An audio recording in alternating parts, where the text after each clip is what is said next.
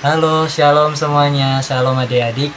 Eh, Mari kita siapkan hati kita bersama-sama dengan Kak Andika. Kak Andika pimpin untuk menyembah Tuhan, dan mari kita sebelum kita merenungkan firman Tuhan di pagi yang indah ini, mari kita siapkan hati kita untuk menyembah Tuhan.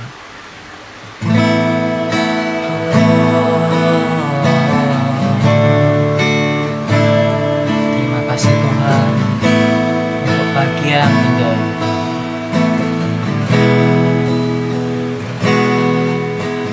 Bapakku datang padamu, naikkan ucapan syukur atas kasih dan anugerah, atas kasih anugerah-Mu yang indah setiap hari. Katakan pagi hari, pagi hari, siang hari, sore dan malam hari. Tak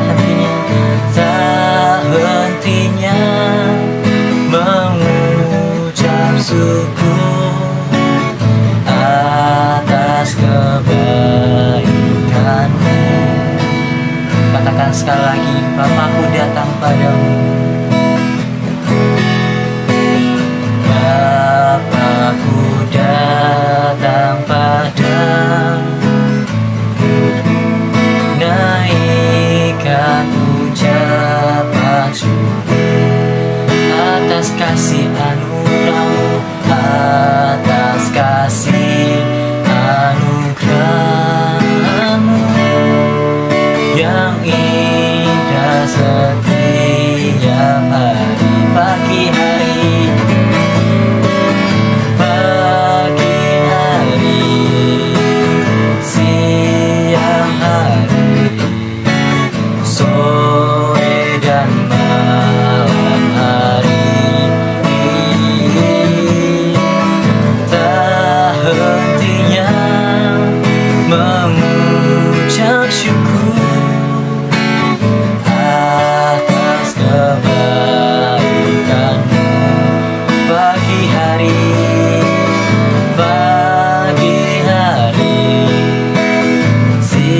siang hari, sore dan malam hari.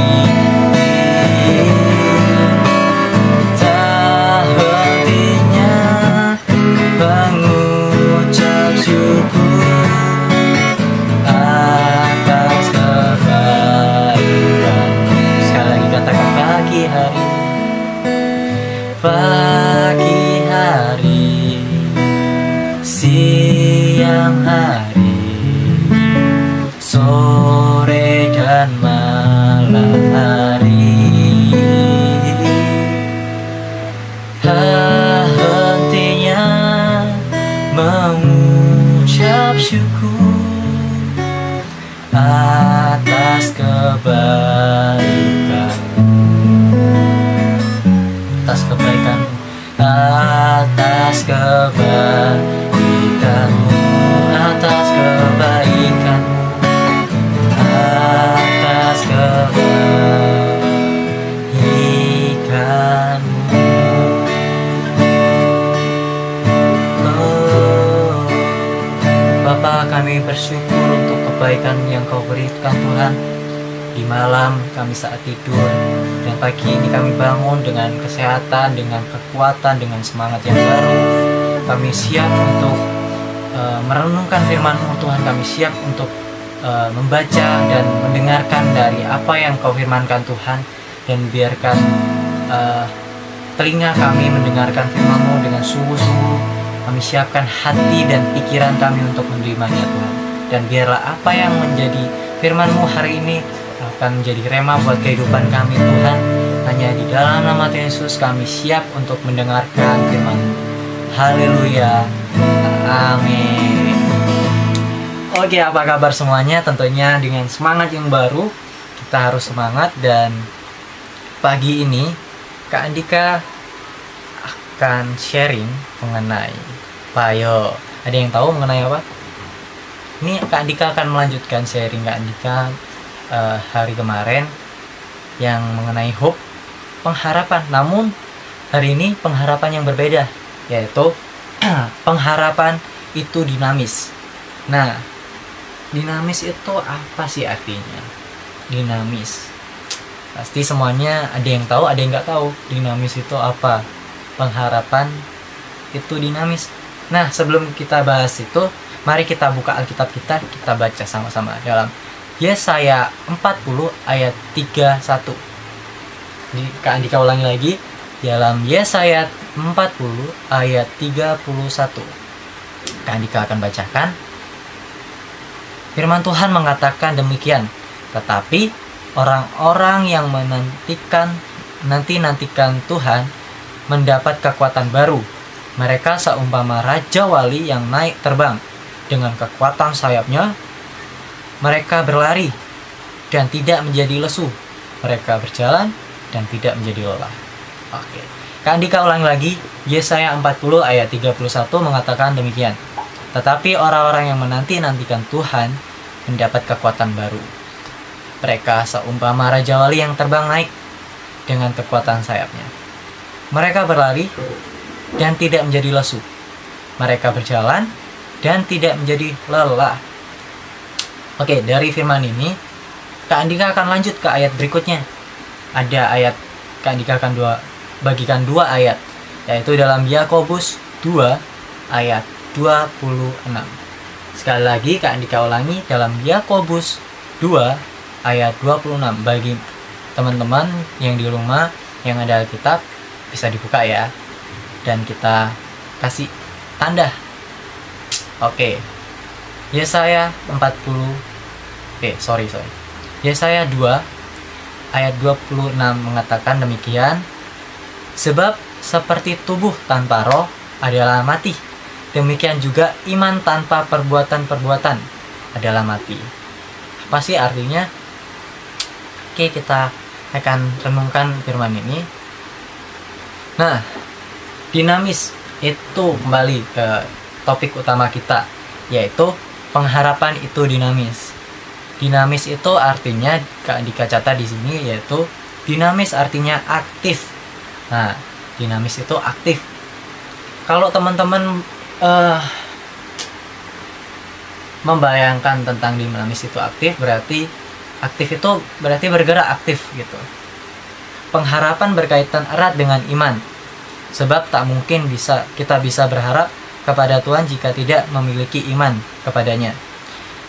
Alkitab mengatakan dalam Yakobus 2 ayat 26 yang tadi kita baca, iman tanpa perbuatan adalah mati. Nah, berharap bukan berarti pasif. Nah, kita tulis ya, yang mungkin bawa note bisa ditulis. Kak Andika akan bagikan sesuatu. Berharap bukan berarti pasif dan tidak melakukan apapun. Pengharapan itu mengajarkan kita menerapkan prinsip ora elabora. Itu apa artinya? Itu dalam bahasa luar, ora elabora itu berdoa dan bekerja. Kita tidak bisa hanya berdoa tanpa berusaha. Istilahnya kita berdoa terus tapi tanpa tindakan, ya nggak bakal bisa. Contohnya saja, kita berdoa, Tuhan semoga saja nilai ujian hari ini bisa sempurna mendapatkan 100, tapi aku nggak mau belajar, biarkan itu dapat 100. Nggak mungkin kan? Nah, itu contoh dari iman, itu harus ada perbuatannya. Jadi orang beriman tanpa perbuatan juga mati gitu. Sebaliknya, gak bisa kita hanya bekerja dan berusaha tanpa berdoa. Seperti itu. Dengan kata lain, harapan yang Alkitabiah bukan membuat kita menjadi lari dan dari kenyataan atau masalah. Harapan juga tidak membuat kita jadi tidak melakukan apa-apa, hanyut dalam kesedihan atau masalah, atau hanya duduk santai tanpa melakukan apapun. Tapi harapan yang sesungguhnya dan harapan yang berdasarkan janji Tuhan akan membuat kita siap. Nah, siap. Jadi dalam Kristus dalam kekristusan tidak mengajarkan kita bersantai. Dalam Kristus tidak ada yang namanya santai-santai. Wah, aku enak udah hidup dalam tahun yang baru itu santai-santai, apalagi masa-masa pandemi ini di rumah aja ya santai-santai, nggak usah ngelakuin apa-apa. Itu tidak benar. Jadi harus kita beraktivitas, dan meskipun di rumah kita tetap semangat dan baca firman Tuhan, itu yang paling penting.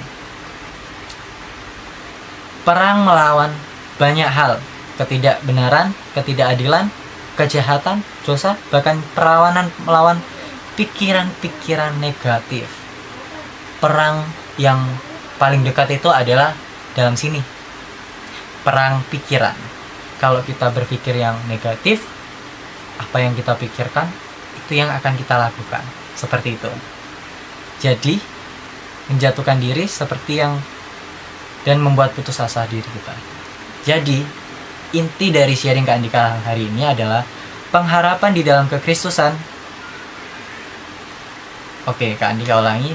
Jadi ini quotes dari Kak Andika, yaitu pengharapan dalam kekristenan mengajarkan kita untuk menanti-nantikan Tuhan dengan sukacita dan iman. Dan iman itu harus ada tindakan. Kembali lagi kepada yang tadi, dalam Yakobus 2 ayat 26 mengatakan iman tanpa perbuatan itu adalah mati. Jadi kalau kita sudah mendengarkan firman, kita beriman, kita berharap, itu harus ada tindakannya, seperti itu. Kalau iman tanpa perbuatan mati, berarti bukan berarti kita habis beriman nggak perbuatan kita langsung mati. Tidak, salah. Yang benar adalah yang dimaksud dalam Alkitab di sini. Jadi kita jangan sampai salah tangkap bahwa iman tanpa perbuatan itu mati, dalam arti percuma kita beriman, kita percaya pada Tuhan, kita percaya akan harapan Tuhan akan hidup kita, kita percaya akan janji-janji Tuhan akan hidup kita. Tapi kalau kita tidak melakukan bagian kita untuk Tuhan, istilahnya kalau kita tidak belajar, kalau kita tidak mengerjakan tugas, lalu kita berharapnya mendapatkan nilai yang bagus-bagus terus, itu tidak mungkin terjadi. Karena orang beriman harus ada tindakan juga, seperti itu. Sekian dari sharing Kak Andika. Mari kita tutup dengan doa. Bapa, kami bersyukur Tuhan untuk firman-Mu yang sangat menguatkan kami, bahwa kami percaya orang beriman itu harus ada perbuatan, dan jika iman tanpa perbuatan mati, maka demikian sia-sia akan harapan yang telah Engkau tanamkan yang kita tanamkan dalam diri kita, Tuhan. Dan kami bersyukur Tuhan akan firman-Mu yang sudah menguatkan, yang sudah mengingatkan kami akan iman harus ada tindakan, bahwa orang beriman harus bertindak, bukan hanya sekedar iman saja. Kami bersyukur, kami mengucap syukur atas firman-Mu. Semoga firman-Mu ini menjadi rema untuk kehidupan kami, Tuhan, yang di dalam nama Tuhan Yesus. Haleluya. Amin. Tuhan memberkati semuanya. Selamat beraktivitas.